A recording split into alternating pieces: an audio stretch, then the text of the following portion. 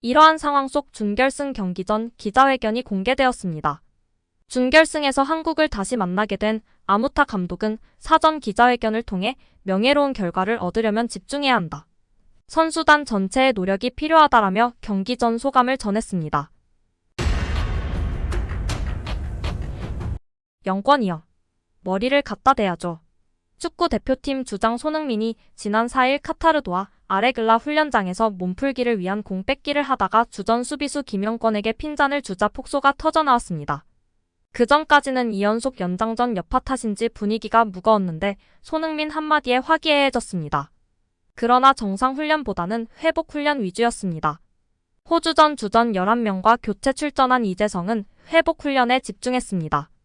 이제 대표팀은 7일 카타르 알라이안 아흐마드 빈 알리 스타디움에서 요르단과 아시안컵 4강전을 치릅니다.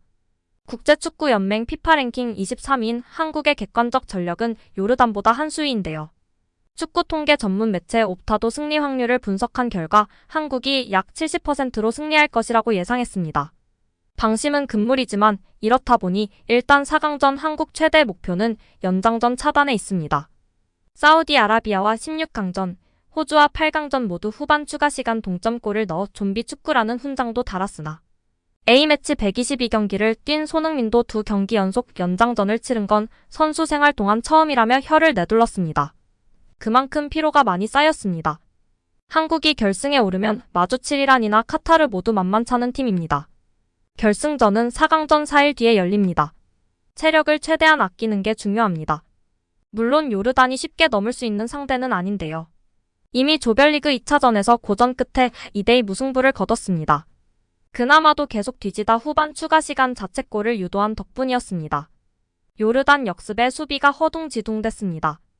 웅크리고 있다가 틈이 보인다 싶으면 측면을 파고들어 빠르게 공격하는 요르단 전술에 애를 먹었습니다. 한국은 사우디아라비아와 호주전에서도 비슷한 어려움을 겪었습니다. 아직도 역습에 대한 뚜렷한 파해법을 찾지 못했다는 지적입니다. 이강인은 요르단전에서 공을 잡자마자 수비수 2~3명이 달려드는 바람에 인상적인 모습을 보여주지 못했다는 평가였습니다. 이강인은 이번 경기에서 서력을 노리는데요. 한국은 지난 요르단전에선 부상으로 황희찬이 빠졌는데 이번에는 선발로 나설 전망이라 공격진 중량감은 사뭇 달라질 전망입니다. 다만 김민재 대신 나설 것으로 보이는 정승현이 얼마나 공백을 메워줄지가 변수입니다. 위르겐 클린스만 한국 감독은 5일 공식 기자회견에서 알다시피 우리는 조별리그에서 요르단에 2골을 내줬다. 그들은 정말 잘했다. 우리는 공격력이 뛰어나다는 장점을 살리는 게 중요하다고 말했다. 이어 그동안 우리는 많은 드라마를 겪었다. 그 과정에서 긍정적인 요소를 얻었다. 이제 자신감으로 경기를 하고 있다고 덧붙였습니다.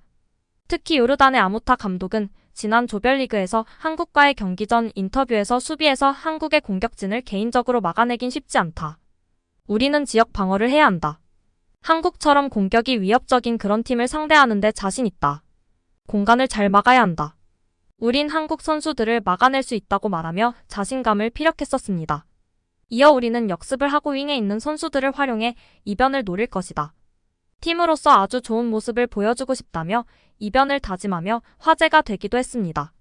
당시에는 세계 최고의 손흥민, 이강인이 있는 공격진을 지역 방어로 막아내고 이변을 만들겠다고 발언하는 감독이 참 귀여웠는데요. 실제 요르단은 한국을 상대로 무승부를 이끌어내는 이변을 연출했습니다. 이에 이번 4강전에서도 절대 방심 없이 최고의 경기력으로 승부를 내야 할 것입니다. 다시금 이강인의 황금 왼발이 빛을 발해야 할 때입니다. 이러한 상황 속 준결승 경기 전 기자회견이 공개되었습니다. 준결승에서 한국을 다시 만나게 된 아무타 감독은 사전 기자회견을 통해 명예로운 결과를 얻으려면 집중해야 한다. 선수단 전체의 노력이 필요하다라며 경기 전 소감을 전했습니다. 이어 역사와 영광을 쓰기를 기대하고 있기 때문에 경기의 중요성을 알고 있는 선수들에게는 많은 자극이 필요하지 않다라며 목표는 경기 내내 최고 수준의 집중력을 유지해 결승전에서 성공적으로 여정을 계속하는 것이라며 각오를 드러냈습니다. 또 직전 경기에서 그랬던 것처럼 팀을 지원하기 위해선 팬들의 방문이 필요하다라며 한국과의 준결승전 때 많은 팬들이 찾아와 응원을 해주길 원했습니다. 아시안컵 4강에 진출해 요르단 대표팀 역대 최고 성적을 거둔 데는 아무도 우리가 토너먼트에서 이 지점에 도달할 거라고 예상하지 못했다라면 물론 압박도 있지만 우린 새 역사를 쓸 준비가 돼 있다라며 준결승에 만족하지 않고 결승 진출을 꿈꿨습니다. 이어 우린 이전에 치른 모든 경기에서 했던 실수를 스태프와 함께 검토했고 이를 바로잡기 위한 조언을 받았다라며 경기를 치르는 동안 노력하고 분투하는 것이 팀의 계획이다라고 덧붙였습니다. 또 우린 매우 강하고 결승 진출 가능성이 있는 한국과 대결하게 될 것이라며 손흥민은 한국 대표팀에서 가장 중요한 선수다. 우린 그의 위협을 막는 방법을 훈련했다라고 전했습니다. 어려운 경기가 될 것이다. 한국은 조별리그와 비교해 정신적, 기술적, 전술적으로 달라졌다. 노가웃 스테이지에서 경기를 조율하고 있다면서 한국이 2번의 연장전을 치러 힘이 빠졌다지만 모두 다 한국 대표팀의 능력을 알고 있다. 체력과 정신적인 면에서 모두 아시아 최강의 팀이라고 평가했습니다. 이어 요르단은 2명의 키플레이어가 없고 경기 외적인 이슈도 있다. 이를 극복할 것이라면서 한국도 지난 5경기에서 약점이 있었다. 이를 공략하겠다. 결승에 오르도록 최선을 다하겠다며 출사표를 던졌습니다. 그는 요르단 대표팀 에이스 무사 알타마리에 대해서도 입을 열었습니다. 선수단 대다수가 자국 리그에서 활약하고 있는 요르단 대표팀 내에서 유일한 유럽파 선수이자 현재 유럽 5대 리그 중 하나인 프랑스 리그앙에서 주전으로 뛰고 있는 알타마리는 지난 타지키스탄과의 8강전에서 교체될 때 표정이 일그러진 채로 오른쪽 사타구니 쪽을 붙잡아 부상이 의심됐습니다. 이후 한국전을 앞두고 진행된 팀 훈련에서 알타마리는 실내에서 개인 훈련을 진행해 준결승전 출전이 의심됐는데요. 알타마리 상태에 대해 아무타 감독은 알타마리는 피곤해서 지난 이틀 동안 휴식을 취했고 오늘 훈련에 참석해 경기를 뛸 준비를 할 것이라며 알타마리의 경기 출전을 예고했습니다. 또 한국이 지난 2경기 연속 120분을 혈투를 치렀다는 점에 대해선 이는 아무런 의미가 없다. 그들은 정신적인 면, 기술적인 면, 육체적인 면에서 엄청난 잠재력을 갖고 있어 고통받고 있을 거라고 생각하지 않는다라고 말했습니다. 그는 이어서 한국과는 조별리그에서도 맞붙은 적이 있는데 그때는 무승부였다. 어떻게 보면 대책 세우기 쉬운 상대일 수도 있다. 한국은 조별리그 경기와 사우디, 호주전에서 몇 가지 실수를 했다. 그곳을 공략할 것이다. 마지막에 큰 기회가 올 수도 있다. 계산은 끝났다. 집중해야 하고 우리는 열심히 싸워야 한다. 준비는 되어 있다라고 힘주어 말했습니다. 또 지난번과 마찬가지로 자신감에 차 있는 아모타 감독입니다. 지난번에는 무승부를 이뤄내 이변을 연출한 것인데요.